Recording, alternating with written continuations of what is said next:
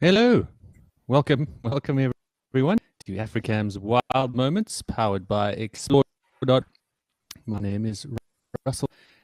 By the ever impressive, far away in the flooded lands of KZN, the venerable James Henry. James, can you hear me? I can hear you, and I apologize if my sound is breaking up. We are in the Drakensberg Mountains. I did hope to do this from outside so that you could see the Drakensberg Mountains. Unfortunately, technical difficulties of doing that were precluded this. Anyway, here we are. I hope you can hear me. I hope you can see me. I seem to look very pixelated. Actually, pretty well, everyone, and I hope you hear me okay. I'm also looking fairly pixelated. What's that game called? Mineshaft. We look like Mineshaft characters. Yes. Mineshaft game rangers. Well, welcome everyone. Wild Moments is about all the wonderful things captured on the cameras over the last few weeks or over the last week.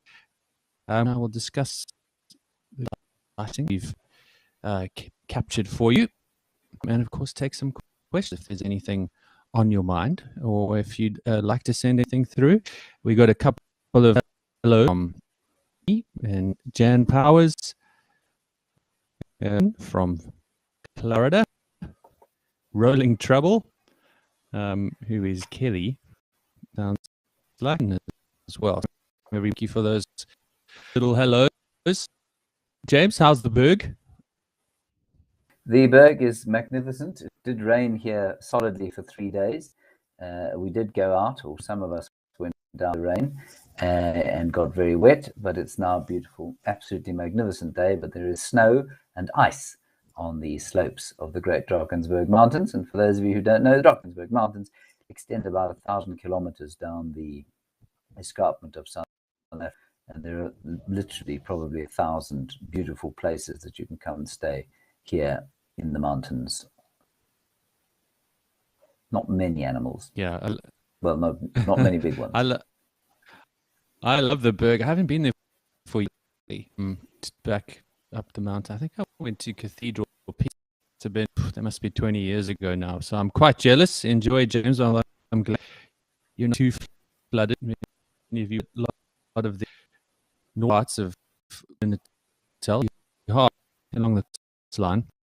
So I hope everyone's okay if any of you are watching from there. But yeah, nice to have you. Range place. I'm still in Cape with my orchid over here. As I said to your lovely wife, I'm just proud to display because it's still alive after 3 weeks, which is pretty impressive for me and orchids. So congratulations to me. But without further ado, let's dive into our first of the day. And, let's have a look at what we got first up for you.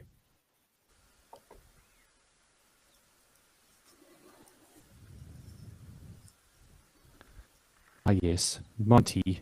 Look at that. Now that was actually on the show on when was that? On Tuesday. In incredible slow motion, you could see Monty just capturing full of feathers of what looks to me like a Cape turtle dove. James, what do you think? Is it not an emerald spotted wood dove? Let's see. I'm just seeing that flash of red on the wings. Yeah, no, you're 100% right. So is emerald spot. Can't see them here, but yeah, I'm with you. I think I think you 100%. When live, I also just saw a brief glimpse of grey. I wasn't sure. So this is the first time I'm actually seeing it in slow motion, but I'm with you. Yeah. Definitely emerald spotted wood dove. So old continues, which I think is amazing. I know we've another clip of him. I think we'll have a look. He's still doing his thing there, James.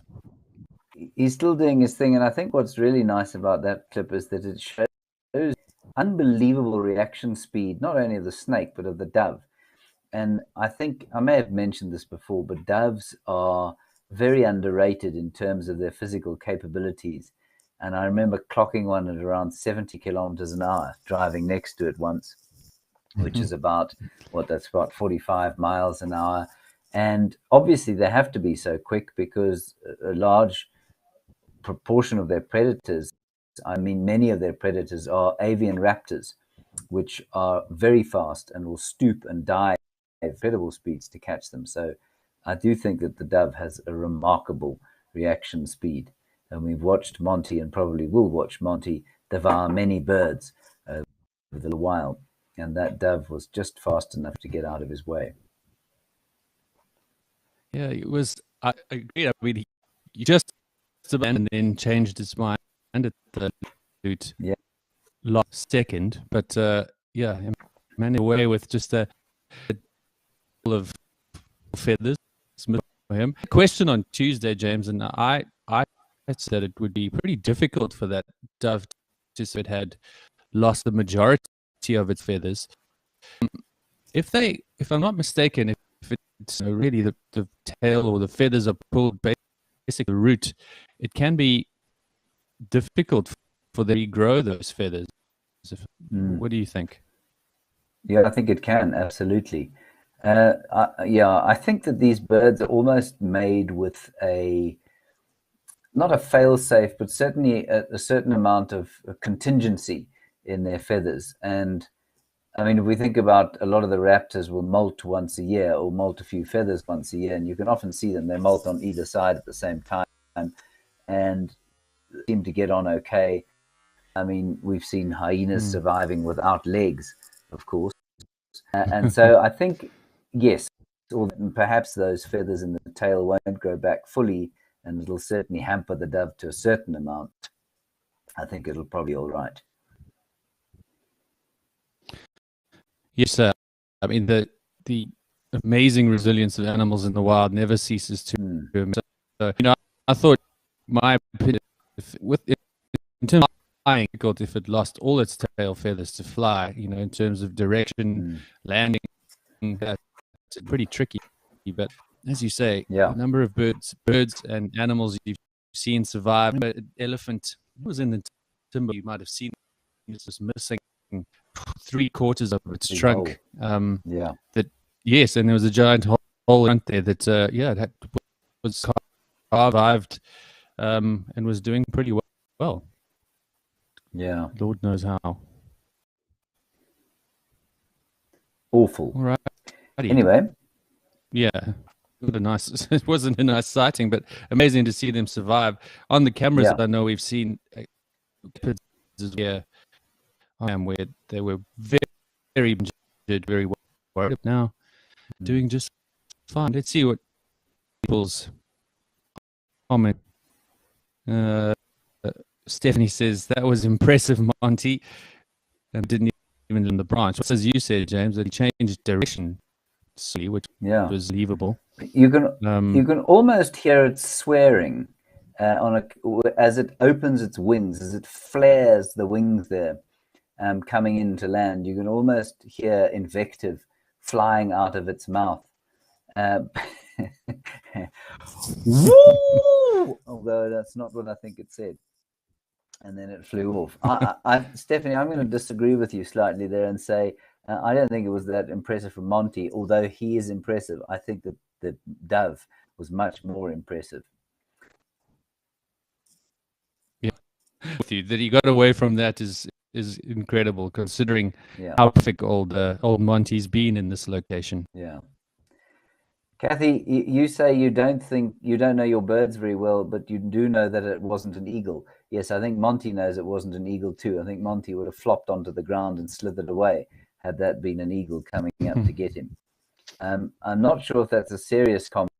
If it is, which it could be, I mean, it's very difficult to tell the size of these birds or the snake. And the snake, what do you think? It's probably about 2.5, 3 meters, which is about 9 feet. Yeah, I think that's closer to 3 meters. I think a bit bigger. We've spoken about that before. Yeah. And, you know, a big eagle out here could certainly be taken by Monty for sure. But I think Monty would think twice being for one when he could be eating other things. But maybe he wouldn't. Maybe we will see him take a martial eagle one day. That I would like to see that. I hope what we've seen him do so far has really been amazing anyway. So you never know.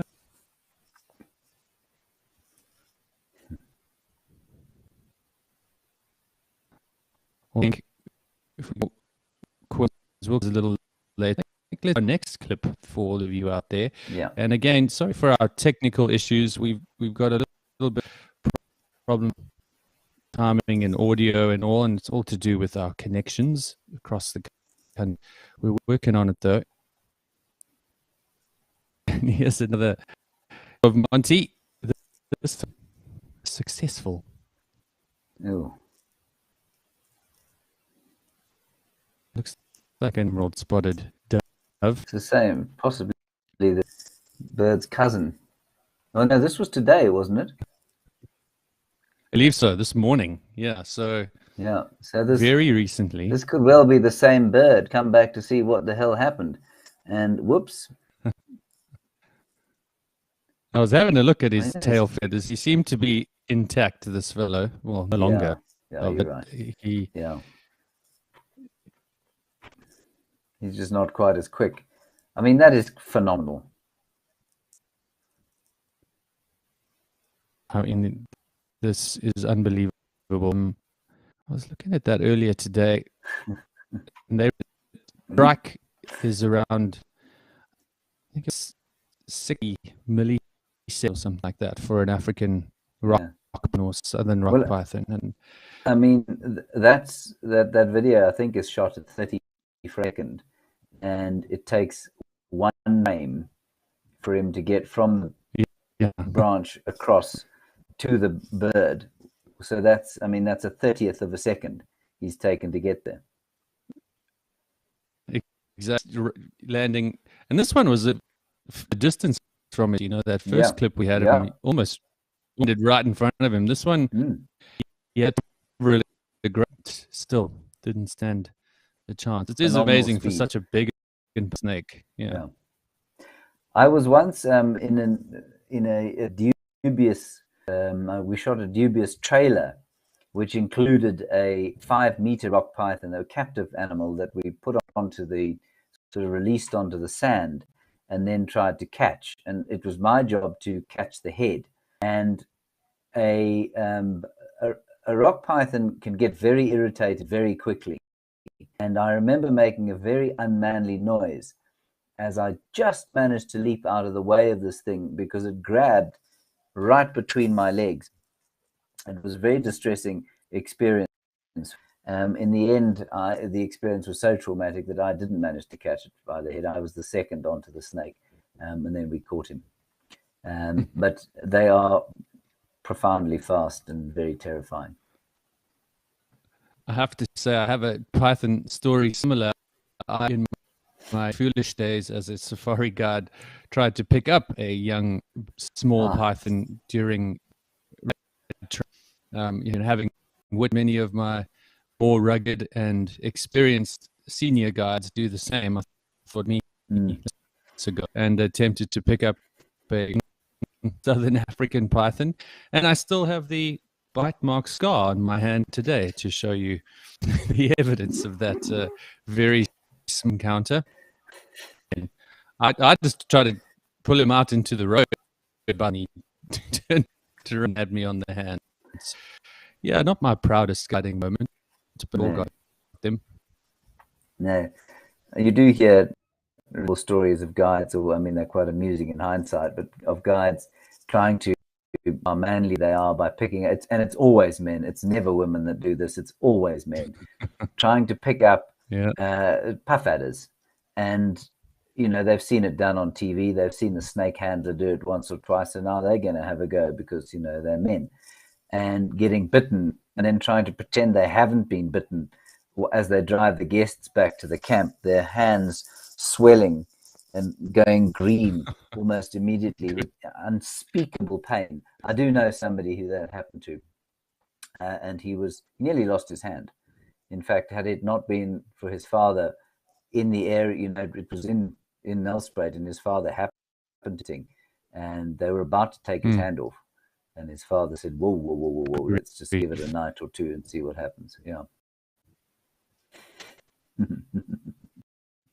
It's as you say, and I have to admit I have a healthy respect for snakes, and I don't think I would have ever attempted a puff adder or any of the other, famous venomous snakes down here. But I've never really been that interested in handling snakes, I must admit. No. Anyway, moving on to our next clip. Let's see what we got next up.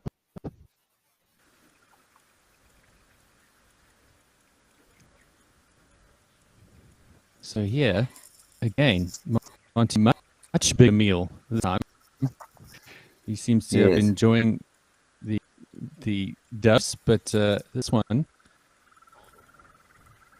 a red-billed hornbill, I believe. Yeah, I think so. Mega. And James, a lot of people asking, and wanted to know what your thoughts were as well. But something like this, much bigger prey.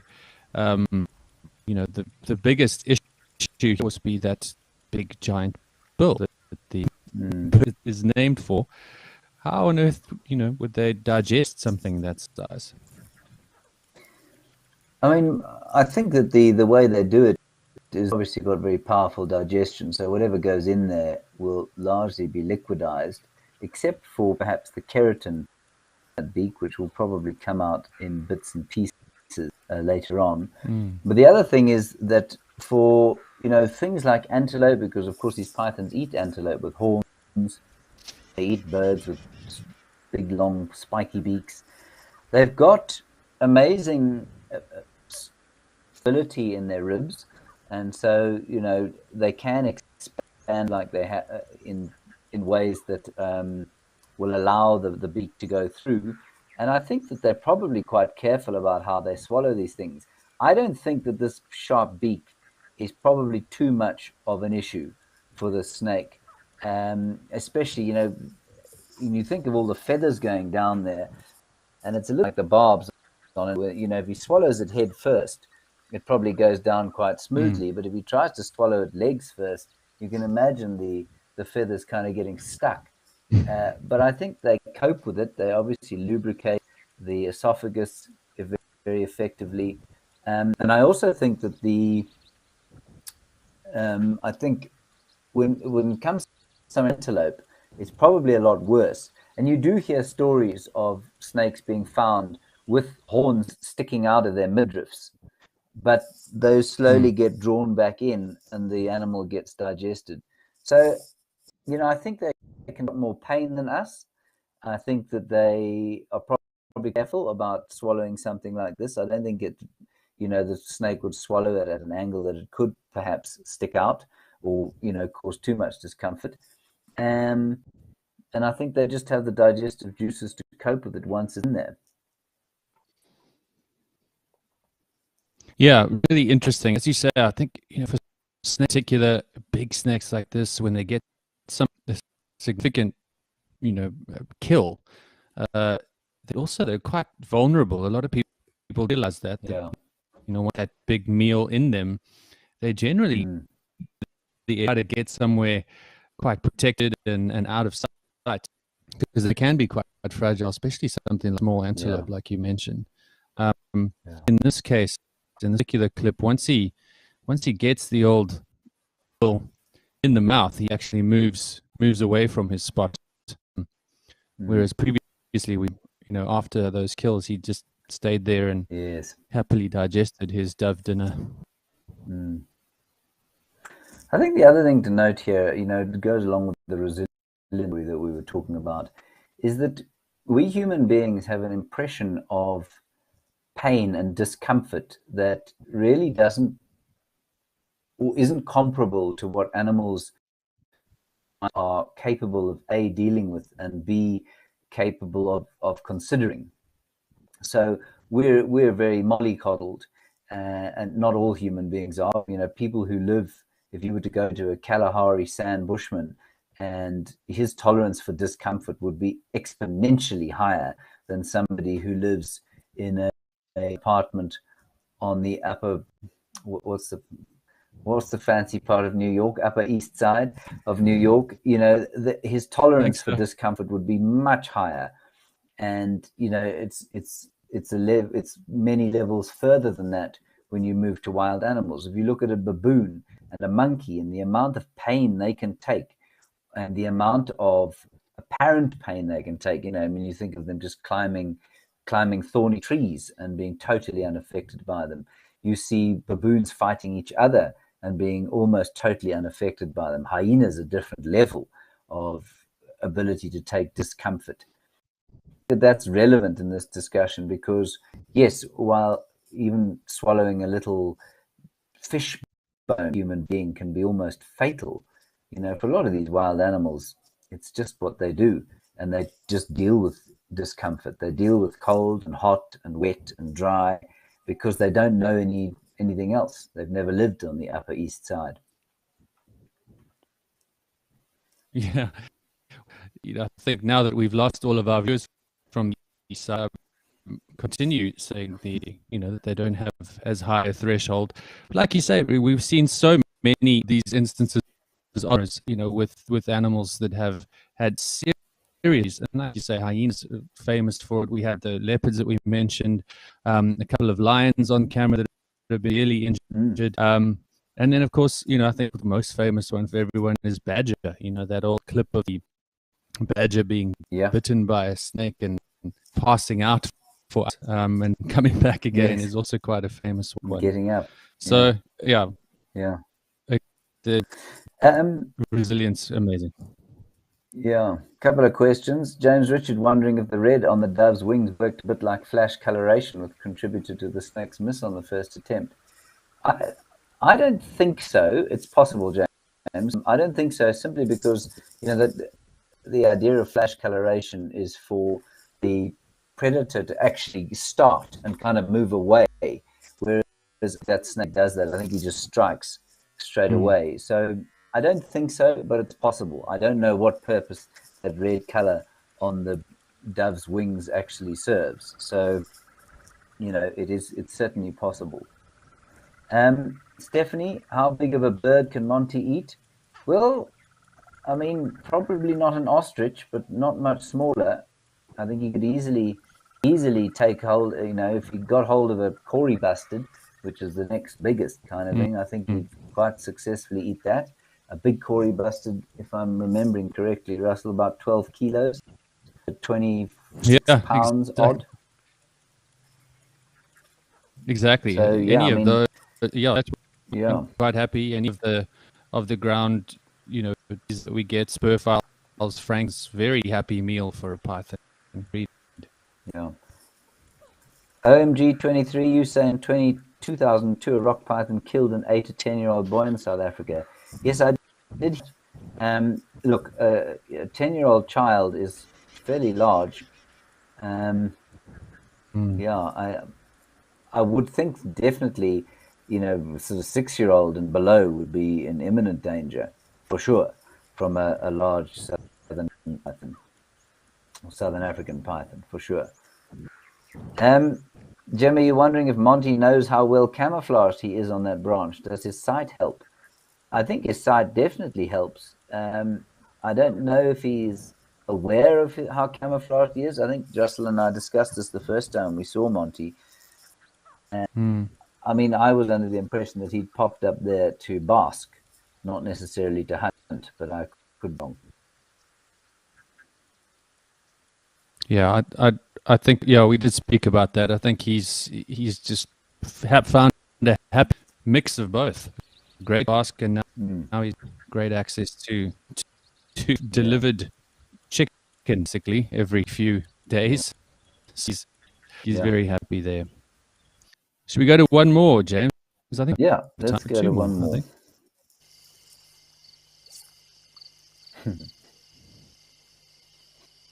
The mongoose.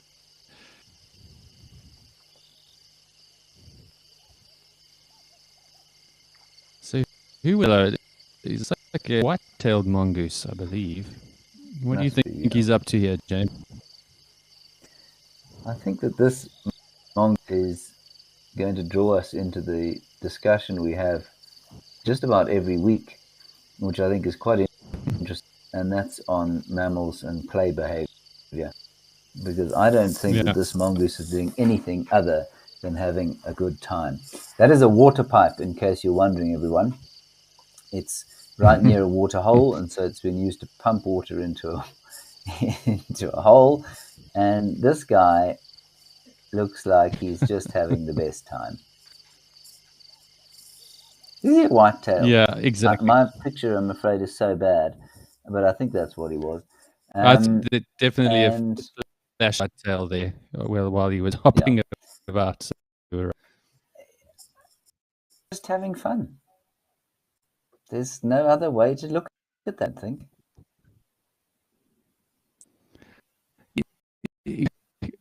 I do to think a legitimate reason, is he initially scent marking? Maybe it's on there that Maybe. it is really crazy and it has, you know, of, like to a cat, it's something that's got him right from a mongoose or species. The way it's bite up, I think it's just play. I think he's just having a good time. Yeah. He's just plain old having a fun time. And these are solitary animals, so they don't have a lot of opportunity to play. And I mean, the closest that I can think of is a house cat that, as my wife says, gets the zoomies sometimes and just rushes around behaving like a clown and then sort of gives up and carries on foraging. I think maybe it also looks a bit like a snake. Maybe it's, initially it thought, well, this is a very, very slow snake. But I mean, it would have dissuaded itself of that notion very, very quickly. And then it was just having a lot of fun. Yeah. Kathy, you're wondering, you said you believe animals can tolerate a lot more pain than humans, still feel pain, right? And hunger, overheating, absolutely. They can surely feel it. There's no question. Otherwise, they wouldn't deal with it. If an animal didn't feel pain, it would never try and get away from it. That's the purpose of feeling pain, is to try and make your body react in a manner that lessens the pain and therefore the stress. So for sure, they can feel pain and feel overheating, but their tolerance for it is much greater than ours. And like I say, people who grow up who in wild areas, or even, I think of some of the people I worked with who come from rural areas, their tolerance for because they've grown up much harder than I grew up. Their tolerance, if we've out to go chop bush or go and collect sand or whatever it was, their tolerance for discomfort in those jobs was far higher than mine from my Molly upbringing. So I think it is really just a question of what you're used to and what you've grown up with, and what your expectations are. So yes, absolutely, animals can feel pain. There's no question. Gemma, you say you're glad it's not a snake. Yes, we are too. Sorry, Russell. We had a great debate at university, actually, in one of our tutorials where on this exact topic: do animals feel pain? And in that instance, it was a discussion on fish, essentially. The age old, do fish feel pain? Fish, how does it? There was debate on either side, of course, of debate, and a part of it was you get in fake fish that get caught over and on, who have bowled. In some cases, they've just been finned, still getting re-caught on hooks. And that basically brought us down to the conclusion that animals, unlike us, will follow through with things that are required for survival and worry far less about the pain involved in achieving them. Yeah. That was the best example. I was a team of, that they don't feel pain. The guys team won we brought a cat to the into the discussion hall and brought a goldfish as well, and they were about to drop the goldfish.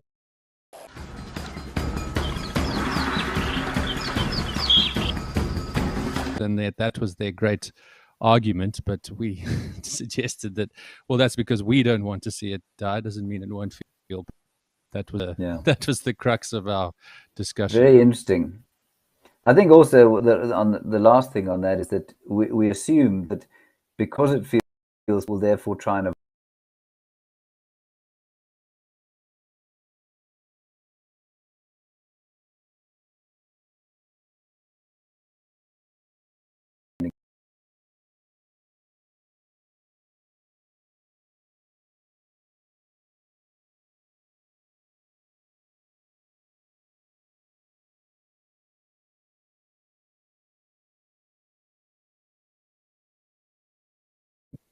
recoils for sure, and it tries to swim away as fast as possible. I mean, something's making it do that. Stress it being caught, I don't know. Who knows? Yeah, I lost you there. I think. Okay, so anyway. I'm just going to say goodbye. Like, let Russell sign off. Well, thank you, as always, for joining in. Once again, apologies for our audio issues, technological issues, but come all over Southern Africa. Some services, but thanks for joining us. Africam's Wild Moments, powered by explore.org. That's James waving over there. I'm Russell, and we'll again very soon. Back again next weekend. Same week, Thursday. Yes, same time, same. And thanks for